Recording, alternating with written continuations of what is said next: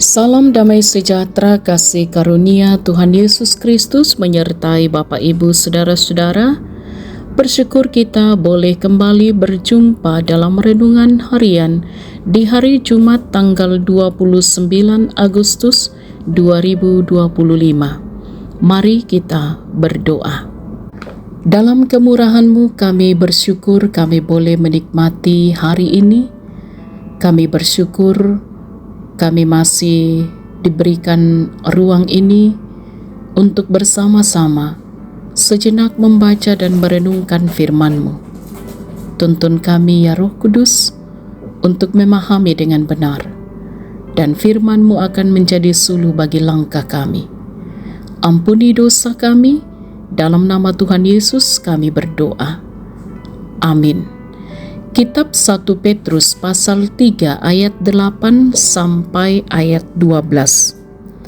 Akhirnya, hendaklah kamu semua seia sekata, seperasaan, mengasihi saudara-saudara, penyayang dan rendah hati.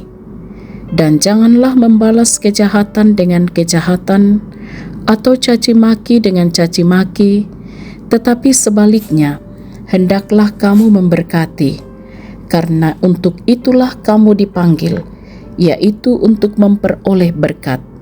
Sebab siapa yang mau mencintai hidup dan mau melihat hari-hari baik, ia harus menjaga lidahnya dari yang jahat dan bibirnya dari ucapan-ucapan yang menipu.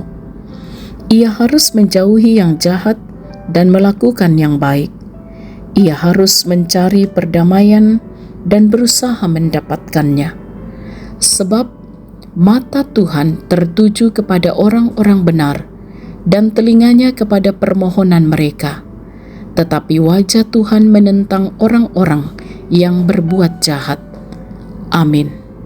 Tema renungan kita ialah kekuatan kasih, atau dalam bahasa Toraja dikatakan matoto belanna pak kaboro. Saudara-saudara yang diberkati oleh Tuhan, setelah memberikan nasihat terkait hubungan suami dan istri, Rasul Petrus kemudian beralih kepada nasihat yang lebih bersifat umum.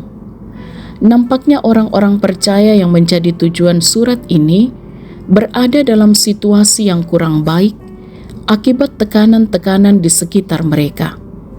Jika melihat pada pasal sebelumnya, nampak bahwa orang-orang percaya bahkan menghadapi fitnah dari orang-orang di sekitar mereka. Karena itu, Rasul Petrus mengingatkan mereka untuk terus bertahan dalam menghadapi semua fitnah dan berbagai tantangan lainnya. Saudara-saudara, Rasul Petrus mengemukakan tentang kewajiban orang percaya dalam menghadapi para kawan maupun lawan. Menariknya, kewajiban terhadap kawan maupun lawan itu hanya satu, yakni rendah hati. Dalam bahasa Yunani, kata rendah hati tapeinos, di mana kata ini menunjuk pada sikap menganggap orang lain lebih penting daripada diri sendiri. Sikap seperti inilah yang memungkinkan seseorang untuk mengasihi semua orang. Adapun dasar dari sikap ini merujuk kepada Yesus Kristus yang rela berkorban untuk semua orang tanpa membeda-bedakan. Oleh karena itu, orang-orang percaya diminta untuk senantiasa seia sekata dan seperasaan dalam Yesus Kristus untuk mengasihi semua orang. Senjata terbaik untuk menghadapi fitnah dan berbagai tekanan adalah kehidupan yang mengasihi tanpa memandang muka. Tindakan kasih menjadi tanda bahwa seseorang tersebut mencintai hidup. Saudara-saudara yang diberkati oleh Tuhan, kehidupan gereja dimulai dengan tindakan kasih yang nyata. Karena kasihlah, maka kehidupan baru dimungkinkan. Sebab oleh kasih jugalah manusia yang telah mati karena dosa mengalami kebangkitan. Barang siapa mencintai kasih berarti mencintai hidup. seseorang tidak bisa mengalami hidup yang sesungguhnya tanpa kasih. Terpujilah Kristus. Amin. Mari kita berdoa. Kami percaya kami boleh menikmati kehidupan semua karena kekuatan kasih Kristus. Dan kami bersyukur oleh kasih karunia-Mu lah kami boleh hidup dan menikmati berkat-berkat Tuhan. Kiranya kami pun senantiasa menghayati agar hidup kami seia sekata dan seperasaan di dalam Yesus Kristus, termasuk di dalam mengasihi semua orang. Kiranya tindakan kasih sungguh-sungguh menjadi tanda bahwa kami hidup dan mencintai hidup. Kami mohon kiranya kehidupan kami sebagai gereja Tuhan sungguh-sungguh mewujud dalam tindakan kasih yang nyata.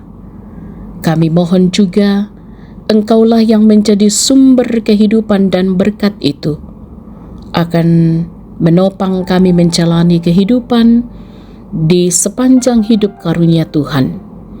Apa yang dikerjakan, diusahakan oleh sahabat renungan harian di mana saja berada, dikerjakan dalam ketaatan, kami yakin berbuah baik dalam kehidupan ini. Tuhanlah yang menjadi sumber rahmat bagi anak-anak kami dalam masa bertumbuh, dalam pendidikan, bahkan dalam menjalani dan menikmati masa muda. Diberkatilah juga setiap orang tua kami untuk senantiasa berjalan dalam hikmat Tuhan, sehingga berbahagia bersuka cita di dalam Tuhan. Kasih setia Tuhan akan menguatkan dan memulihkan keadaan saudara-saudara kami yang sedang sakit, bahkan yang sedang bergumul dalam duka cita, dihiburkan, dikuatkan, ditopang oleh Tuhan. Dan kami mohon juga kasih setia Tuhan memampukan para hamba-hamba Tuhan mengerjakan tanggung jawab pelayanan bersama di mana Tuhan mengutus. Bahkan kehadiran anak-anak Tuhan sungguh-sungguh menjadi kehadiran yang memuliakan Tuhan. Bagi bangsa kami, bagi pemerintah kami, diberkatilah selalu. Juga mereka yang menikmati kasih setia Tuhan dalam pertambahan usia, apa yang boleh dicapai dalam kehidupan ini, kiranya senantiasa dihayati semua karena anugerah Tuhan dan bersyukur dalam segala hal. Kami pertaruhkan hidup kami dalam kuasa-Mu. Kami mohon ampuni dosa kami. Dalam nama Tuhan Yesus kami berdoa. Amin. Saudara-saudara, selamat menikmati kekuatan kasih di dalam Tuhan Yesus Kristus dan selamat menjadi pelaku-pelaku cinta kasih Tuhan. Selamat beraktivitas. Salam sukacita. Tuhan Yesus berkati.